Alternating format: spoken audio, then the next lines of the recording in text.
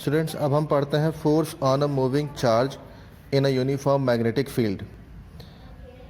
इसमें क्या है कि अगर आपके पास कोई चार्ज पार्टिकल है जिसका चार्ज है q, वो v वेलोसिटी के साथ किसी मैग्नेटिक फील्ड में थीटा एंगल पर मूव कर रहा है, यानी उसका मोमेंटम कैसा है, एंगुलर मोमेंटम है, तो उस पर जो फोर्स लग रहा होगा चार्ज पार्टिकल पर, वो फोर्स किसके इक्वल होगा, Q V B sine theta के इक्वल होगा। यहाँ एक फिगर है, ये एक प्लेन मैंने बनाया हुआ है। इस प्लेन में कोई एक चार्ज पार्टिकल है जिस पर हम देख लेते हैं कि बी का जो डायरेक्शन है वो वाई एक्सिस के अलॉन्ग है, यानी मैग्नेटिक फील्ड का डायरेक्शन है।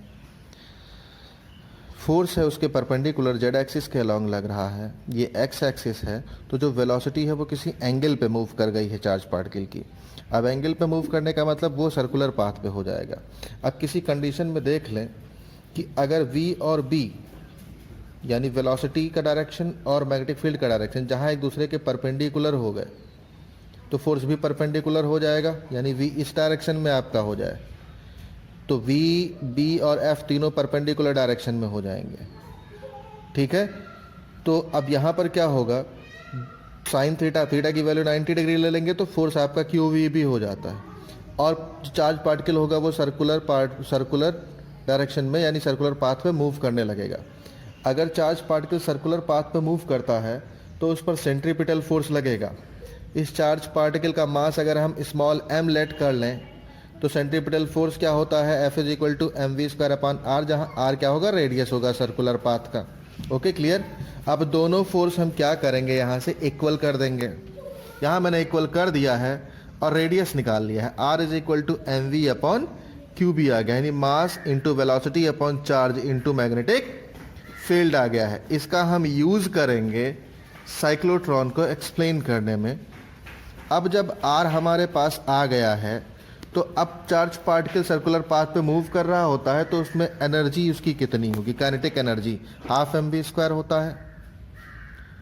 यहाँ से हमने वेलोसिटी निकाल ली और इसी फार्मूले में हमने वेलोसिटी की वैल्यू पुट कर दी, तो हमारे पास r का एक नया फार्मूला बन जाता है। अगर पोटेंशियल डिफरेंस v है, चार्ज q है, तो यही काइनेटिक एनर्जी आपका होता है q इंटू वी। इसमें k की जगह पे हमने q इंटू वी पुट कर दिया है, तो ये वैल्यू हमारे पास आ गई है। यहाँ q रूट में है, यहाँ q बाहर है, स्क्वायर कर देंगे, अंदर हो जाएगा, कट जाएगा, कैंसिल होकर के ये वैल्यू आ जाती है। ये हमने इसलिए r फाइंड आउट करा क्योंकि हमें जब वो मूव कर रहा होता तो टाइम पीरियड भी निकालना होता है सर्कुलर पाथ पे, साइक्लोट्रॉन के लिए। तो टाइम पीरियड में होता है 2 pi r upon V. r की वैल्यू हम रखेंगे यहीं से M V upon Q B, और सॉल्व करके हमने टाइम पीरियड भी निकाल दिया चार्ज पार्टिकल का। तो स्टूडेंट्स, अब हम पढ़ते हैं साइक्लोट्रॉन के बारे में। ये डिवाइस लॉरेंस ने बनाया था, जिसमें हम करते क्या है कि जो पॉजिटिव चार्ज पार्टिकल्स होते हैं, जैसे हाइड्रोजन या न्यूट्रॉन्स के प्रोटॉन जो होते हैं, उनको हाई एनर्जी दे करके उनको हाई एनर्जी दी जाती है जिससे कि हम उसका यूज़ कर सके डिसइंटीग्रेशन एक्सपेरिमेंट में। ठीक है, न्यूक्लियर को ब्रेक करने में। अब ये किस प्रिंसिपल पे वर्क करता है, when a charge particle subjected suitably at an electric potential difference then it gains kinetic energy equal to qv, जो हमने पिछली अभी हेडिंग में पढ़ा हुआ है। ये साइक्लोट्रॉन का स्ट्रक्चर है। ये 2D टाइप के स्ट्रक्चर होते हैं, ये दोनों डीज मेटल के बने होते हैं। इसमें सप्लाई दी गई है, यानी वेव ऑसिलेटर लगाया गया है 10 पावर 5 वोल्ट का पोटेंशियल डिफरेंस, ये हाई वोल्टेज दिया गया है। और ये दोनों डीज को हम क्या करते हैं, मैग्नेटिक फील्ड में परपेंडिकुलरली रख दिया। मैग्नेटिक फील्ड का डायरेक्शन ऐसे हो गया, परपेंडिकुलर डायरेक्शन में पुट कर देते हैं। जो मैग्नेटिक फील्ड की स्ट्रेंथ रहेगी लगभग 1.6 टेस्ला रहेगी, लगभग 1.6 टेस्ला रहेगी। इस दोनों डीज के गैप में, बीच में, ठीक है, करते क्या है, एक स्मॉल सोर्स रख देते हैं, आयन सोर्स रख देते हैं दोनों के गैप में। ठीक है, ये आयन सोर्स क्या होता है, एक चैम्बर में होता है, हीटेड चैम्बर में होता है जिसमें फिलामेंट लगा होता है। और आयन सोर्स किसका लेंगे, गैस का लेंगे। वो हाइड्रोजन गैस होती है या फिर ड्यूटेरियन गैस हो सकती है। इसको फिलामेंट से हीट करते हैं तो प्रोटॉन्स निकलते हैं, यानी पॉजिटिव चार्ज आयंस निकलते हैं।